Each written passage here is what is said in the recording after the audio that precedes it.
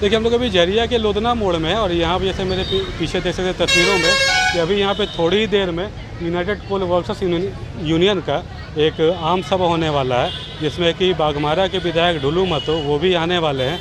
तो तैयारियाँ शुरू हो चुकी हैं और थोड़ी देर में विधायक ढुलू महतो यहाँ पहुँचेंगे। और मांगे जो है मांगे बस वही कि जब से यहाँ पे सूसी परियोजना स्टार्ट हुई तब से काफ़ी कुछ परेशानियाँ इस क्षेत्र के लोगों को झेलनी पड़ रही है।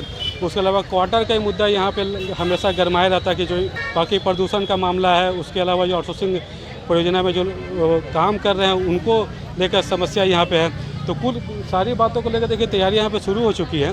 तो मेरे पीछे जैसे तस्वीरों में देख सकते हैं महिलाएं भी आके यहाँ पे बैठ चुकी हैं और थोड़ी देर में ये आम सभा होगी। ढुलू महतो जी आएंगे विधायक बाघमारा के और वो साथ में जीएम से वार्ता भी करेंगे। तो जैसे ही विधायक ढुलू महतो आते हैं उनके संबोधन को भी सुनेंगे और अपने दर्शकों को भी सुनाएंगे। साथ ही जीएम के साथ जो वार्ता होगी उस वार्ता के बाद वो क्या कुछ कहते हैं वो भी हम अपने दर्शकों को सुनाएंगे। खास करके झरिया क्षेत्र में माफिया और बीसीसीएल प्रबंधन और भ्रष्ट प्रशासन के द्वारा पूरे झरिया को लूटा जा रहा है। अवैध माइनिंग के साथ साथ पूरे आउटसोर्सिंग के जितने आउटसोर्सिंग में कोयला उत्पादन हो रहा है उसमें 70% कोयला यहां से सीधा जीटी रोड जाकर प्राइवेट भट्ठा में उसका बिक्री होती है और इस पैसा का बंदर बांट हो रहा है। मैंने लगातार इस बातों को लेकर सड़क से लेकर सदन तक जोरदार तरीके से हमने आपकी भावना, आपकी दर्द को रखने का काम किया है। मैं आप लोग से आग्रह करना चाहेंगे कि जो माफिया तत्व के लोग हैं, यहाँ के गरीब, दलित, कमजोर, आदिवासी, मजदूर, विस्थापितों से कोई लेना देना नहीं है। वो सिर्फ और सिर्फ उसका मकसद है कि पैसा कमाना है। मजदूर किस स्थिति में है, विस्थापित किस स्थिति में है, यहाँ गरीब लोग रहने वाले किस स्थिति में है, इससे कोई लेना देना है ही नहीं। क्योंकि इसका लेना देना है कि सिर्फ हम कैसे यहाँ पे गलत ढंग से पैसा कमाएं। और आज कहीं न कहीं ये सरकार की मिली भगत से ये मनोकामना भ्रष्ट प्रशासन, प्रबंधन और माफिया के गठजोड़ से, ये धरने से अवैध माइनिंग के साथ साथ आउटसोर्सिंग की जितने भी कोयला उत्पादन हो रहा है, सारा कोयला यहां से चला जा रहा है। आज जो बीसीसीएल कंपनी अपने कंपनी के द्वारा भी चलाया जाता तो उसको भी बंद कर दिया जा रहा है। बीसीसीएल मशीन से भी अगर कोई उत्पादन होता है तो वो भी आउटसोर्सिंग के सोर्स से दिखा दिया जाता है कि आउटसोर्सिंग के द्वारा ये किया जा रहा है। मशीन यूज हो रहा है बीसीसीएल का, कोयला उत्पादन हो रहा है बीसीसीएल का, मगर माफिया का जो यहाँ पे आउटसोर्सिंग चल रहा है उसके उत्पादन दिखाया जा रहा है कि उसके माध्यम से उत्पादन हो रहा है। साथियों, बहुत विकट स्थिति में यह कोयलांचल चल रहा है। इसके लिए सभी लोगों को आगे आकर बढ़ चढ़ कर आगे बढ़ना होगा। ये सच्चाई है क्या जिस प्रकार से झरिया में सिर्फ और सिर्फ वैसे माफिया का बच्चों से है जो सदियों से खून खराबा, हत्या, रंगदारी, गोली चलाना, गोली मरवाना, गोली करवाना, क्राइम को उत्पत्ति करना, क्रिमिनलों को संरक्षण देना, ऐसे लोगों को लगातार ऐसे लोगों के द्वारा संरक्षण दिया जा रहा है। और झरिया ही नहीं, पूरे कोयलांचल में जगह जगह पर गोली चलवाना, बम चलवाना, हत्या करवाना, ये इन लोगों का मकसद और मंसूबा रहा है। इसलिए वर्तमान समय में आप देख रहे हैं कि धनबाद में घर में घुस के गोली मार दिया जा रहा है। प्रशासन किसी तरह का कोई कार्रवाई नहीं कर रही है। वैसे में मनोबल और बढ़ता जा रहा है क्रिमिनल माफिया गुंडा का। तो आप सोच सकते हैं कि यहाँ के गरीब, दलित, कमजोर, आदिवासी, मजदूर, यहाँ के विस्थापित, यहाँ के क्वार्टर में रहने वाले गरीब लोग क्या स्थिति हो सकता है, उनका सहयोग देने वाले कौन है। इसलिए मैं आप लोग से आग्रह निवेदन करना चाहेंगे कि अभी 35 सूत्री मांग जो बीसीसीएल लोधना क्षेत्र में, इस क्षेत्र के लिए हर एक समस्या को दिया गया है, उस पर हम लोग डिस्कस कर रहे हैं। उसके बाद भी अगर बीसीसीएल नहीं मानती है तो बीसीसीएल को ईंट का जवाब पत्थर से और माफिया को ईंट का जवाब पत्थर से दिया जाएगा।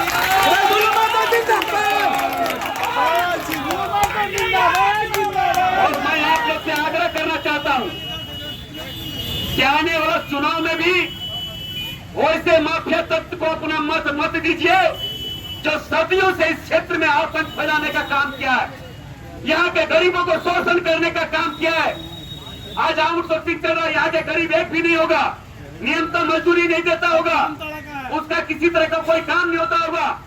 तो आप सोच सकते हैं कि यहाँ के लोग जो अपने आप को इस क्षेत्र के जनप्रतिनिधि कहते हैं, तो ऐसे लोग गरीबों के प्रति क्या दर्द रख रहा है, गरीबों के मजदूरों के प्रति क्या भावना उन लोगों में है। उन लोगों का भावना गरीब मजदूर किसानों के प्रति नहीं है, बेरोजगारों के प्रति नहीं है, आदिवासी दलित कमजोरों के प्रति नहीं है।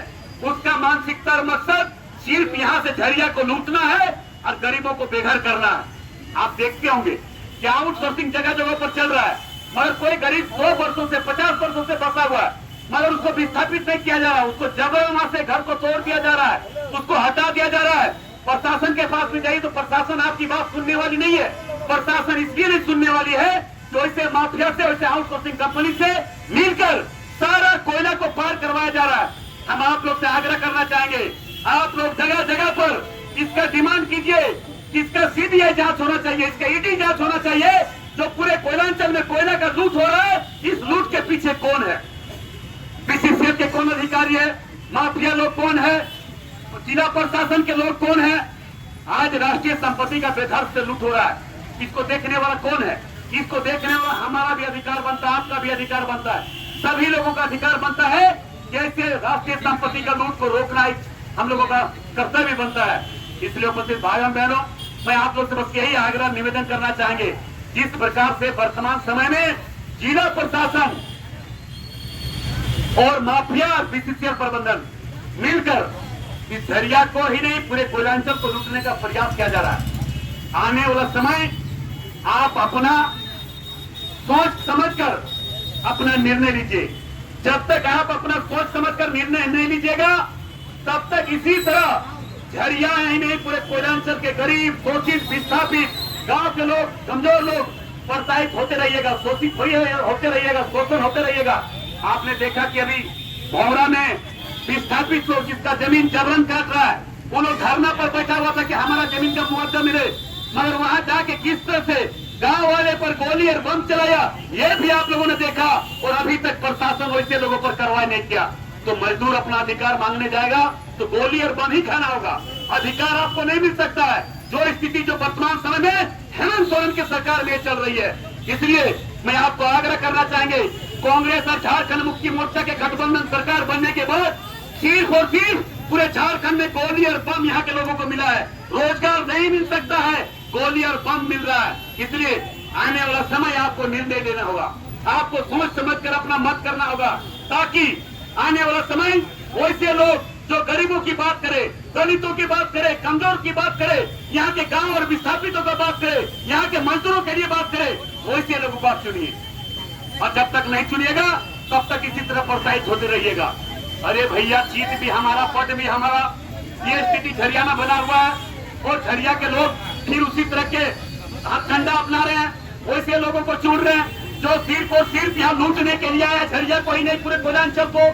आज उनके इतिहास देखिए, हत्या पर हत्या, धनबाद में अगर सैकड़ों हत्या हुआ तो 90% में उन लोगों का हाथ है, उन लोगों के द्वारा हत्याएं करवाई जा रही है। ये कौन नहीं जानता है?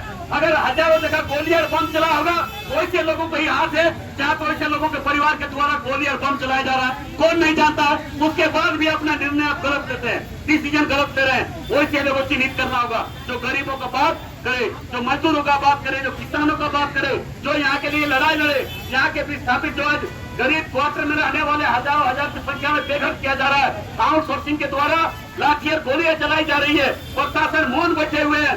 कारण क्या हो सकता है? कारण यही है, मैंने तो अवैध माइनिंग के दौरान हजारों की संख्या में आदिवासी दलित मरे हैं। मैंने यह इस बात को विधानसभा में माननीय मुख्यमंत्री जी के सामने रखा, इसका जांच करवा लीजिए। अगर जांच में अगर दोषी सच नहीं पाया गया तो मैं राजनीतिक से संन्यास ले लूंगा। मगर मुख्यमंत्री ने जरा सा भी हिम्मत नहीं था कि मुख्यमंत्री ने एक बार भी कहा कि हाँ, हम जांच करवाने के लिए तैयार हैं। क्योंकि जांच करवाए तो करवाए कैसे? आदिवासी मरा है, दलित मरा है, गरीब मरा है, मारने वाला मरवाने वाले कौन है? अवैध माइनिंग कौन करवा रहा है? सरकार के संरक्षण में अवैध माइनिंग हो रहा है। यहाँ के प्रशासन चुप है। प्रशासन आप देखते होंगे, कोयला का गाड़ी पार होता है तो पेट्रोलिंग आगे आगे जा रहा है। पेट्रोलिंग आगे आगे पब्लिक के लिए नहीं, कोयला का चोरी गाड़ी पार करवा रहा है पेट्रोलिंग वाले। हम पर झूठा 20 मुकदमा किया, क्योंकि हम आवाज ऐसे गलत लोगों के खिलाफ उठा रहे हैं, भ्रष्ट प्रशासन के खिलाफ उठा रहे हैं, कोयला चोरी के खिलाफ उठा रहे हैं, अवैध माइनिंग के खिलाफ उठा रहे हैं। इसलिए लगातार हम पर 20 केस करके हमको जेल भेजा गया। हमारा अंगरक्षक को वापस ले लिया गया, मेरा बॉडीगार्ड वापस ले लिया गया, हमारा हाउस गार्ड वापस ले लिया गया। और मैंने तो पहले भी कहा, आज ही मैं कह रहा हूं, अगर हमारा किसी तरह का क्षतिपूर्ति होता है, हमारा किसी प्रकार का हमला या किसी प्रकार का घटना घटती है, तो इसका जवाब हेमंत सोरेन और धनबाद के एसएसपी होगा। ये मैं पहले भी कह रहा, आज मैं वो बोल के जा रहा हूँ। इसलिए उपस्थित भाइयों बहनों, आप सब गरीब है, कमजोर है, दलित है, सभी लोग से मेरा आग्रह होगा, निवेदन होगा, आने वाले समय में आप लोग इसका चर्चा कीजिए, इसको आपस में डिस्कस कीजिए कि हमारा सेवा करने वाला कौन है, हमारा सहयोग करने वाला कौन है, हमारा साथ देने वाला कौन है, हमारे लिए लड़ने वाला कौन है, हमारे लिए आवाज उठाने वाला कौन है। वैसे लोगों को अपना सोच समझ कर अपना नेता चुनिए, नहीं तो आने वाला समय, आज झरिया घर उजाड़ रहा है, कल आपको उजाड़ेगा। हमें लगता है कितने लोगों का झरिया में हत्या हुआ, ये चीज सोच लीजिए, और आप निर्णय नहीं ले पा रहे हैं। आज उसकी हत्या हुई, कल आपकी हत्या होगी, आप कल घर खाली ना करोगे तो आप पर गोली और बम बरसाया जाएगा। जब रहती जमीन पर धरना दे रहा है अपना मुआवजा हक मांगने के लिए, जब वहां पे गोली और बम चला रहा है, तो बीसीसीएल के क्वार्टर में रहने वाले हमारे गरीब भाई बहन जो बरसों से 50 बरस 100 बरस से रह रहे हैं, उस पर क्या कर सकता है आप समझ सकते हैं। इसलिए हम आप लोग से आग्रह करना चाहेंगे, निवेदन करना चाहेंगे, प्रशासन से यहाँ के लोगों का भरोसा उठ चुका है, झारखंड के लोगों का भरोसा उठ चुका है। या प्रशासन के खिलाफ या सरकार के खिलाफ या माफिया के खिलाफ जन आंदोलन करने की जरूरत है। अब मुझे आशा नहीं, पूर्ण विश्वास है कि आने वाला समय ये स्थिति सरकार का रहा, ये स्थिति प्रशासन का रहा, तो जन आंदोलन से कोई रोक नहीं सकता है। और जन आंदोलन होगा तो उसमें किसी भी प्रकार का किसी तरह का होता है तो उसका जवाब है जिला प्रशासन और राज्य सरकार होगा। मैं नहीं चल शब्दों के साथ भरोसा उठ चुका है, या प्रशासन के खिलाफ या सरकार के खिलाफ या माफिया के खिलाफ जन आंदोलन करने की जरूरत है। अब मुझे आशा नहीं, पूर्ण विश्वास है कि आने वाला समय ये स्थिति सरकार का रहा, ये स्थिति प्रशासन का रहा, तो जन आंदोलन से कोई रोक नहीं सकता है। और जन आंदोलन होगा तो उसमें किसी भी प्रकार का किसी तरह का होता है तो उसका जवाब है जिला प्रशासन और राज्य सरकार होगा। मैं नहीं चल शब्दों के साथ पहले मैं आग्रह करना चाहेंगे, फिर आप लोग यहाँ पे जाइएगा और भूल जाइएगा, जो जिस जगह पे है, जिस मोहल्ले के, जिस क्षेत्र के जाइए, और ऐसे माफिया के खिलाफ, माफिया का असली चेहरा चरित्र को समाज के सामने दर्शाने का काम कीजिए। भ्रष्ट प्रशासन के द्वारा कोयला चोरी करवाया जा रहा, हजारों ट्रक कोयला प्रत्येक दिन पार हो रहा है, इस बातों को समाज के सामने पहुंचाइए। सरकार का संरक्षण मिल रहा है, हेमंत सोरेन का संरक्षण मिल रहा है, इन बातों को जाकर सरकार जन जन तक पहुंचाइए। हेमंत सोरेन बोलता है कि हम आदिवासी दलित का नेता है, गरीबों का नेता है, यही गरीबों का नेता है। माफिया तांडव मचा रहा है, माफिया हत्या कर रहा है, माफिया हजारों ट्रक कोयला पार कर रहा है, उस पर सरकार का कोई जवाब नहीं है। सरकार वैसे लोगों पर कोई तरह का कार्रवाई करने का सरकार में क्षमता नहीं है, या तो मिलता है या सरकार उससे डरता है, दो में एक ही हो सकता है। इसलिए मैं आप लोग से आग्रह निवेदन करना चाहेंगे, वैसे माफिया के खिलाफ, सरकार के खिलाफ समय में एकजुट होकर, एक मत होकर आने वाले चुनाव में इसका जवाब पत्थर से सरकार को देना है। इन्हीं शब्दों के साथ अपनी बात को समाप्त कर। मगर झरिया में तो आप कुछ भी संभव या संभव हम कुछ भी बोल सकते हैं कि यहाँ कुछ भी हो सकता है। गरीबों के साथ जिस तरह से अन्याय अत्याचार हो रहा है, इस पर तो हम बोल ही नहीं सकते कि यहाँ के किस तरह से लोग जी रहे हैं, किस तरह से रह रहे हैं, इसका कल्पना से बाहर है। 29 सूत्री 45 सूत्री मांगों पर चर्चा हुआ, सब पर सहमति जताए हैं, इन लोगों ने काम करने का आश्वासन दिया है। ग्रामीण महिलाओं अफसर शिकायत कर रही थी, क्या उस पर क्या कुछ पहल हो पाई? अरे यहाँ कोई कानून व्यवस्था नाम का चीज़, खास करके जिस तरह से यहाँ माफिया का गढ़ रहा है, माफिया का गढ़ है, आउटसोर्सिंग का सारा कोयला यहाँ से जीटी रोड चला जा रहा है, यहाँ का कोयला प्रोडक्शन कर रहा बीसीसीएल का मशीन से माफिया के द्वारा अपना निजी प्रोजेक्ट में चलाया जा रहा है। तो इससे बड़ी बात क्या, अभी तो हम लोग वीडियो भी देखे हैं, दिखाए भी, इसका यहाँ कोई कानून व्यवस्था नाम का चीज़ नहीं है। जिस तरह से यहाँ पे हत्याएं होती जा रही है, यहाँ पे गरीब महिला अगर कोई बरसों से रहता रहा तो अगर आउटसोर्सिंग वाला वहाँ लाठी चलाया जा रहा है, प्रशासन लाठी चला रहा है, गरीब के सवाल पर यहाँ पे किसी तरह का कोई काम नहीं हो रहा है। लोधना एरिया में आप आए, सूसी परियोजना जब से स्टार्ट हुई तब से परेशानी कुछ ज़्यादा बढ़ गई यहाँ के ग्रामीण। देखिए, आप लोग सहयोग कीजिए और माफिया को सफाया कीजिए, तभी यहाँ पे कुछ हो सकता है। माफिया का गढ़ यहाँ कहा जाता है। इस तरह इसलिए एकदम और आप दक्खन मुक्ति मोर्चा और कांग्रेस के सरकार बनने के बाद कितना आतंक और अति हो रहा है। सो यहाँ पे तो आए दिन हत्या हो रहा है, सिर्फ और सिर्फ कोयला चोरी है। प्रशासन मौन है, कोयला चोरों को संरक्षण भी दे रही है, तो अब इससे बड़ी बात क्या हो सकता है। देखिए, हम लोगों ने जैसे आपको शुरुआत में बताया कि हम लोग यहाँ पे लोधना क्षेत्रीय कार्यालय के समीप थे और यहाँ पे यूनाइटेड कोल वर्कर्स यूनियन का एक आम सभा का आयोजन किया गया और जिसमें बाघमारा से विधायक ढुलू महतो आए हुए थे और साथ में यूनियन के पदाधिकारी भी थे।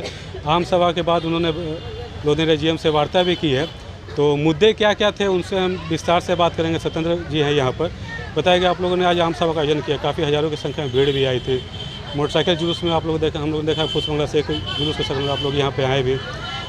बहुत सारी समस्याएं हैं, जब से सुशी परियोजना यहाँ पर आई है, क्वार्टरों का ही मामला है। तो आप लोग जो GM से वार्ता की है, तो मुख्य किन किन बातों पर आप लोगों ने चर्चा किया है? देखिए, हमारा जो है मुख्य मुद्दा था, जो माननीय विधायक जी के समक्ष GM साहब से वार्ता किया गया, स्थानीय बेरोजगारों को रोजगार, जो सुशी आउटसोर्सिंग में बाहर के लोगों को ला करके यहाँ पर काम कराया जा रहा है, जबरन वहाँ के ग्रामीणों को डरा करके धमका करके वहाँ से भगाया जा रहा है। हमारा मुख्य मांग है कि वहाँ स्थानीय बेरोजगारों को रोजगार दिया जाए, प्रदूषण रहित बनाया जाए, हेवी ब्लास्टिंग नहीं किया जाए, उस आउटसोर्सिंग के जद में बसने वाले ग्रामीणों को सुरक्षित जगह पर बसाया जाए। और बहुत सारे 45 सूत्री पर मांग है जो यहाँ के माफियाओं को द्वारा, जैसे सैकड़ों क्वार्टर, डॉक्टर का बंगला हो गया, इंजीनियर का घर हो गया, C टाइप हो गया, B टाइप हो गया, D टाइप हो गया, अवैध तरीके से उसको कब्जा कर लिया गया और मजदूर जो है सड़क पर घूम रहा है, भाड़ा पर रहने के लिए विवश है और माफिया उस बंगला में रह रहा है। ये हम लोग GM साहब से मांग रखे कि उसको अविलंब जो है आप कब्जाधारियों से मुक्त कराइए और हमारे जो मजदूर हैं, चाहे वो किसी भी यूनियन के मजदूर हैं, उस मजदूर को क्वार्टर अलॉटमेंट किया जाए। देखिए, एक और मुद्दा ओबी डंपिंग जो हो रहा है, बगल में एक लोधना ग्राउंड भी हुआ करता था, प्ले ग्राउंड, उसका भी अस्तित्व खतरे में। ओबी डंपिंग से कुछ अभी पिछले दिन घटना घटी थी, झुलस भी गए थे कुछ महिला, एक की मृत्यु भी बच्चे की हो गई थी। क्या कुछ कहिएगा इस बारे में, जो परियोजना चल रही है यहाँ पर? ये जो आउटसोर्सिंग चल रहा है, ये दबंग व्यक्ति का है और दबंग व्यक्ति के चलते वो वहाँ के लोगों को किसी तरह का भी सुरक्षा नहीं दे रहा, बल्कि और जो भी उसमें एक्सीडेंट हो रहा है या मर रहा है, उसको ओबी के नीचे दाब दिया जाता है, उसका कोई सबूत नहीं मिलता। और यहाँ का प्रशासन की मिली भगत से ये आउटसोर्सिंग में मनमाना चल रहा है, रंगदारी चल रहा है, वहाँ के लोगों को शोषण किया जा रहा है, बड़ा बड़ा वो भी ऐसे पत्थर गिर रहा है। लेकिन यहाँ का ना प्रबंधन सुन रहा है, ना यहाँ का प्रशासन सुन रहा है, ना यहाँ का मुख्यमंत्री सुन रहा है। ऐसे में हम लोग ने सोचा है कि अगर ये 15 दिन के अंदर इस तरह का नहीं होता तो हम लोग चक्का जाम करेंगे आउटसोर्सिंग का। ये भी हम लोग मन बनाए हुए हैं, यहाँ सारे लोग बैठ के यही स्थिति। आंदोलन कितना आगे रहेगा? आज तो आम सभा हो गया, वार्ता भी हो गया, आगे आंदोलन का क्या रूपरेखा रहेगा आप लोग का? देखिए, निश्चित तौर पे मैं आपको बताना चाहूँगा कि यूनाइटेड कोल वर्कर्स यूनियन के मजदूर, नौजवान साथी, महिला और ग्रामीण माननीय विधायक जी के नेतृत्व में अभी तो ये अंगड़ाई लिया है। यदि यहाँ के प्रबंधन और माफिया आउटसोर्सिंग चलाने वाले लोग यदि नहीं चेतते हैं और हमारे लोगों को यदि रोजगार नहीं देते हैं, उनको नहीं बसाया जाएगा, तो निश्चित तौर पे चक्का जाम से लेकर के किसी भी हद तक जाना पड़े। यूनाइटेड कोल वर्कर्स यूनियन के लोग कार्यकर्ता तैयार बैठे हैं। BCCL प्रबंधन पे क्या कुछ कहिएगा, उनके कार्यशैली पे क्या कुछ कहिएगा? देखिए, आपके माध्यम से मैं यहाँ के लोगों को बताना चाहूँगा कि लोधना एरिया का जो प्रबंधन है और माफिया है, दोनों में काफ़ी मजबूत साठगांठ है। जैसे कहा जाता है ना कि फेविकोल का जोड़ है, टूटेगा नहीं, वैसे इस तरह के दोनों का लोगों का गठजोड़ है। एक पैसा लेता है और एक पैसा देता है। लोहा चोरी, कोयला चोरी, तमाम तरह का आउटसोर्सिंग तो एक नाम है, आउटसोर्सिंग को एक ढाल बनाया गया है। लेकिन अभी यदि CBI और विजिलेंस से जांच करा दिया जाए, जहां कोयला नहीं निकल रहा है वहां सिर्फ ओबी और जला हुआ डस्ट निकल रहा है, उसका भी भुगतान किया जा रहा है। ये बहुत चिंतनीय विषय है, यहाँ के मजदूर के लिए चिंतनीय विषय है। निश्चित तौर पे कंपनी का जो डिपार्टमेंटल पैच जो चल रहा है, दिन प्रतिदिन उसको बंद किया जा रहा है और आउटसोर्सिंग के हवाले किया जा रहा है। हमारे मजदूर पर खतरा मंडरा रहा है कि हमारे क्षेत्र के मजदूर सुरक्षित रहेंगे या नहीं। इस पर उग्र आंदोलन निश्चित तौर पे किसी भी हद तक हम लोग जाएंगे, लेकिन मजदूर को बचाएंगे। एकदम आज माननीय विधायक जी के नेतृत्व में आज अंगड़ाई लिए हैं यहाँ के मजदूर जगा है।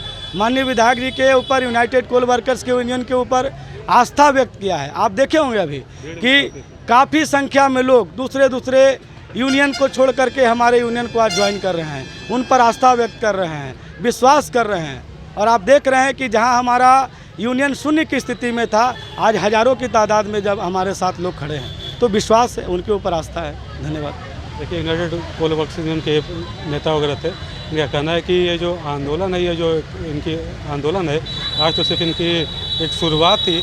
आगे मजदूरों के हित के लिए आगे भी ये आंदोलन करने के लिए मजबूर हो जाएंगे। तो फिलहाल अभी इतना है। 99 न्यूज़ के लिए Lodhna area officer Dilshad Khan. Blinkers the optical studio और ब्लिंकर्स द सनग्लास स्टूडियो अब आपके शहर धनबाद के प्रभातम मॉल में। यहाँ आपको बर्बेरी, प्राडा, माइकल कॉस, मॉजिव, Vogue, Emporio Armani, Ray Ban, Mont Blanc, Oakley जैसे और भी कई इंटरनेशनल ब्रांड के चश्मे और सनग्लासेस मिलेंगे। यहाँ ऑप्टोमेट्रिस्ट के द्वारा फ्री आई टेस्टिंग की सुविधा भी उपलब्ध है। यहाँ doctor Anil Kumar Barnwal eye specialist शनिवार रविवार अपॉइंटमेंट के द्वारा उपलब्ध है। आए और स्टोर विजिट करके अभी चल रहे मॉनसून ऑफर्स का लाभ उठाइए। अब तो प्रभु जी प्योर फूड आ गया है धनबाद में। मिठाई, नमकीन, चाट, साउथ इंडियन, चाइनीज से लेकर सात्विक भोजन तक सब मिलेगा। प्रभु जी प्योर फूड, चलो कुछ प्योर खाते हैं। प्रभु जी प्योर फूड अब आ गया है मेमको मोड़ धनबाद में। देवों के देव महादेव आए हैं आपके शहर धनबाद में। 99 बिल्डर्स पेश करते हैं द कैलाशा, पाड़ा ज्योतिर्लिंग मंदिर, बाल गणेश पार्क, नंदी चौक, आदि योगी मेडिटेशन सेंटर, क्लब हाउस और स्विमिंग पूल के साथ आनंद लीजिए मॉडर्न लिविंग का। The Kailasa, experience the spiritual